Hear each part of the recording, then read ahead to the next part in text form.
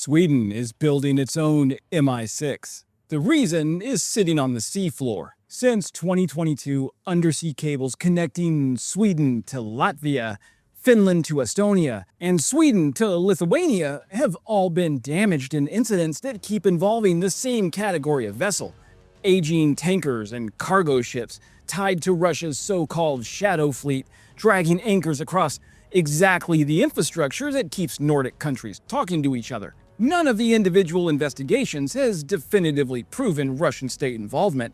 That's exactly the point. Now, Sweden's own official review has concluded its military intelligence service failed to predict Russia's full-scale invasion in 2022, despite visible signs of military buildup beforehand. So did the CIA. Welcome to the party, pal. Now, the country that spent the last 200 years staying deliberately neutral, refusing to join alliances, refusing to run a foreign spy service of its own, just announced it's building one from scratch. Sweden is creating a new foreign intelligence agency. Officials are comparing it directly to Britain's Mi-6, and the timing isn't subtle. Mr. Bond. James Bond. This is a country that watched cables get cut in its own territorial waters, watched its own intelligence services miss a war they should have seen coming, and decided the fix wasn't better weapons, it was better eyes. If Britain has Mi-6, America has the CIA, and Russia has a collection of men falling out of windows, Sweden now wants a dedicated foreign intelligence service of its own. Hey friends, Wes here, defense journalist, law grad, Army and Air Force veteran, and I don't expect you to talk. No, Mr. Bond, I expect you to die. If you're new here, welcome to my channel, and if you're not, welcome back. You are looking amazing today. I hope somebody has told you that. Whatever you're doing, keep doing it, because it's working. Now, Sweden is building its own Mi-6. Let's talk about why a neutral country for 2 centuries just decided espionage is now a national priority. Bond had an Aston Martin, Sweden has Saab. Personally, I'd take the Saab Gripen.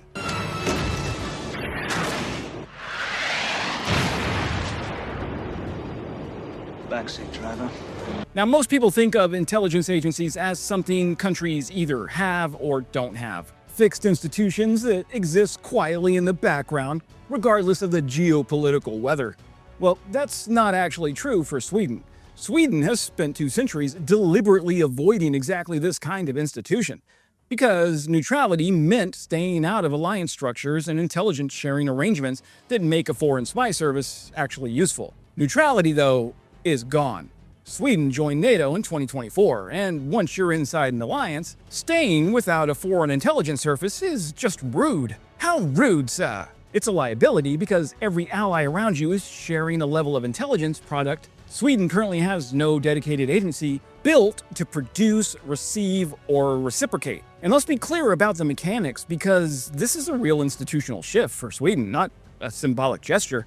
Sweden's government confirmed on May 5th that it's moving forward with a new civilian foreign intelligence agency, officially called Sweden's Foreign Intelligence Service. Kind of boring, but cool, whatever. Abbreviated to UND. All right, that's better. Set to begin operations at the start of 2027. Foreign Minister Maria Malmer Stenergaard announced the plan, explicitly framing it as a rethink prompted directly by the war in Ukraine. Quote, "During the ongoing war in Ukraine, it has become very clear that an information advantage and the ability to rapidly and continuously adapt various technical systems are just as crucial as advanced weapon systems." End quote. She compared the new service directly to UK's Mi-6.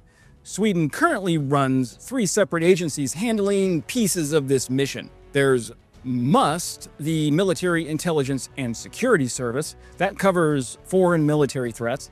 There's SAPO, the Swedish Security Service, which handles domestic threats and sits within the police structure, kind of like the FBI.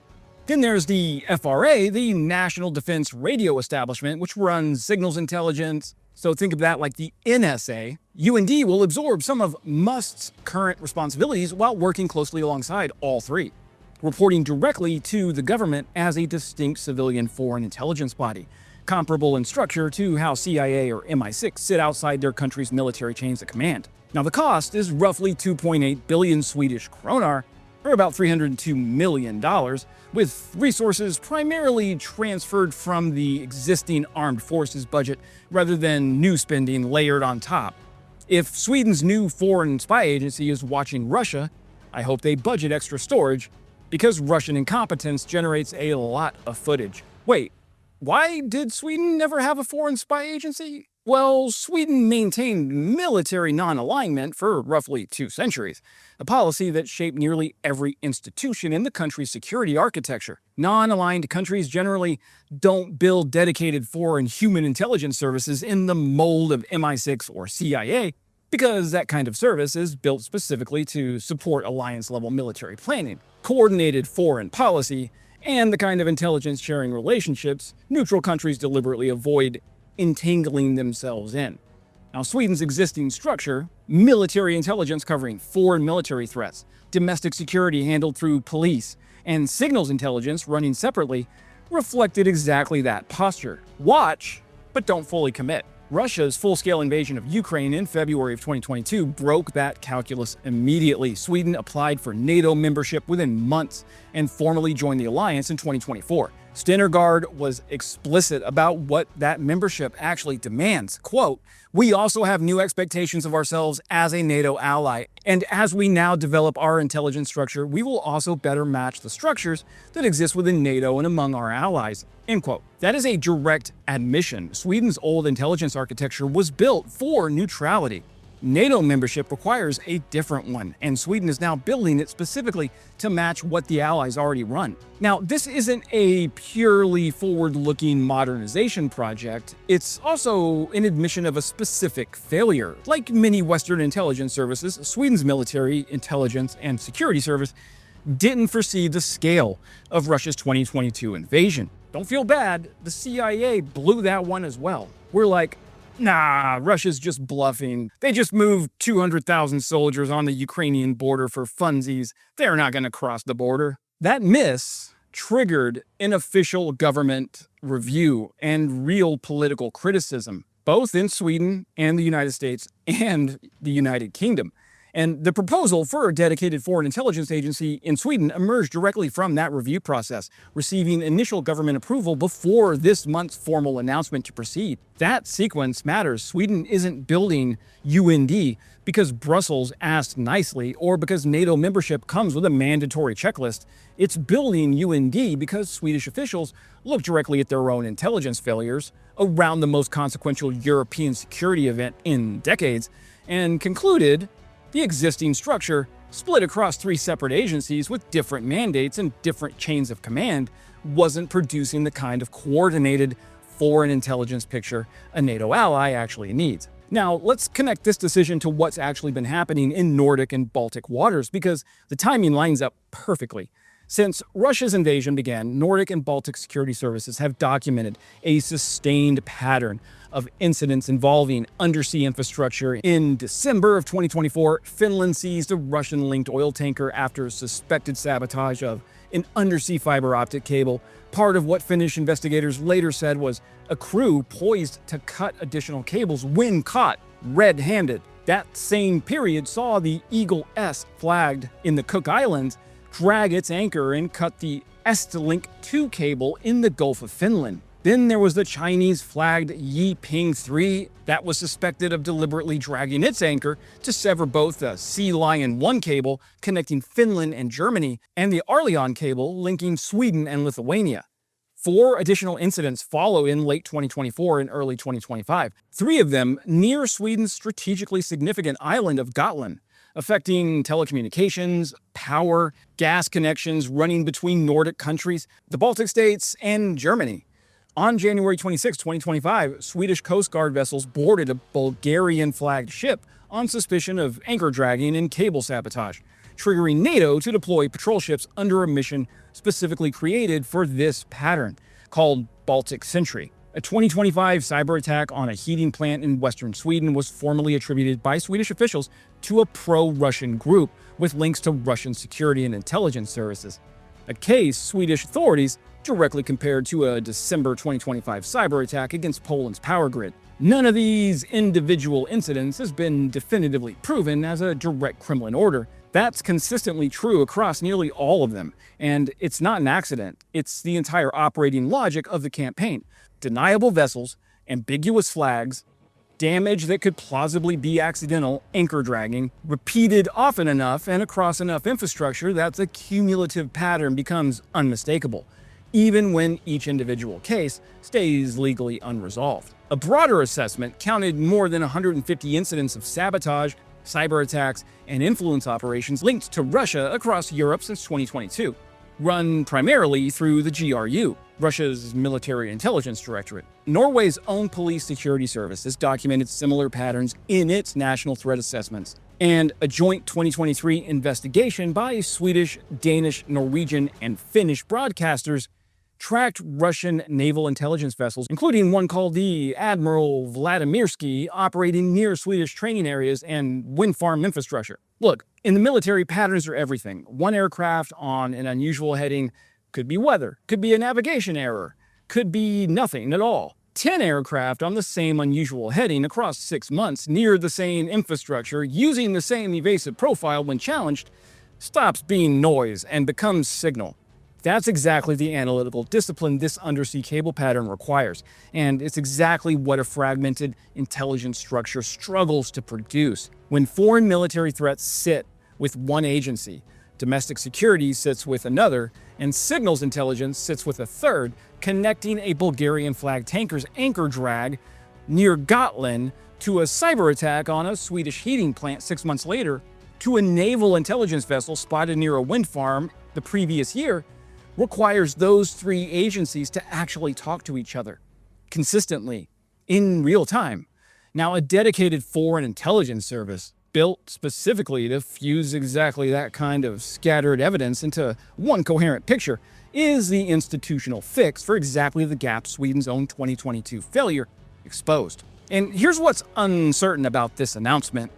This thing is hot, guys. I am burning up. The legislation still has to clear Sweden's Council on Legislation, the body that formally scrutinizes draft laws before heading to Parliament, originally targeted for June 2026. I mean, standing up a functioning foreign intelligence service from nothing, recruiting case officers, building overseas infrastructure, establishing the kind of trusted liaison relationships with allied services that actually produce usable intelligence, well, that takes considerably longer than the January 2027 operational start date might suggest to a casual viewer. MI6 and the CIA took decades to build the institutional relationships and tradecraft that make them really effective. Sweden is compressing a process that historically unfolds over generations into a matter of months on paper. Also, the 2.8 billion kroner budget is coming primarily from the existing armed forces budget, not new spending layered on top. That's a real trade-off, not a free upgrade. And it means UND's creation is drawing resources away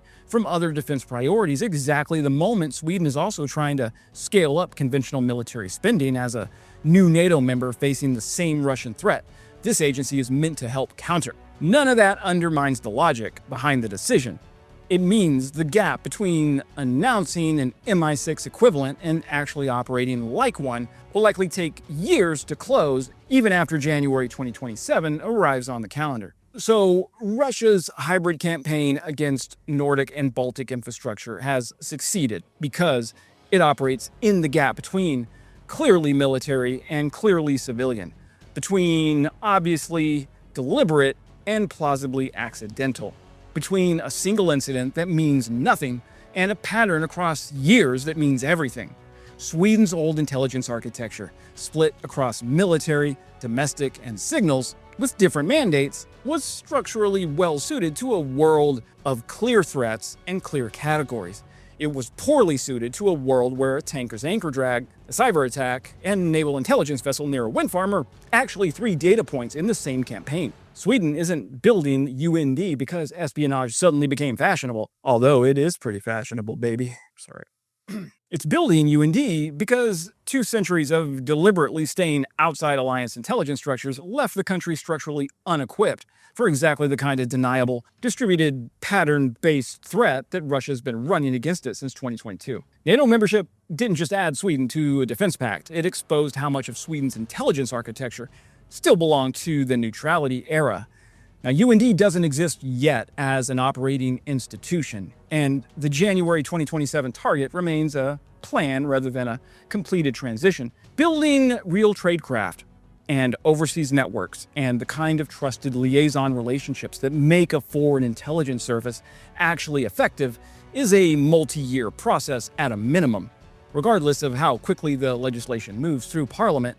And Russia's sabotage campaign has continued evolving specifically to stay ambiguous enough to avoid clean attribution, which means even a fully staffed and operational UND will likely face the same evidentiary challenges that have made most of the undersea cable incidents legally unresolved so far. Sweden spent 2 centuries deciding that staying out of everyone else's intelligence business was the safest possible position. Neutral, watchful, uncommitted. That, my friends, appears to be changing.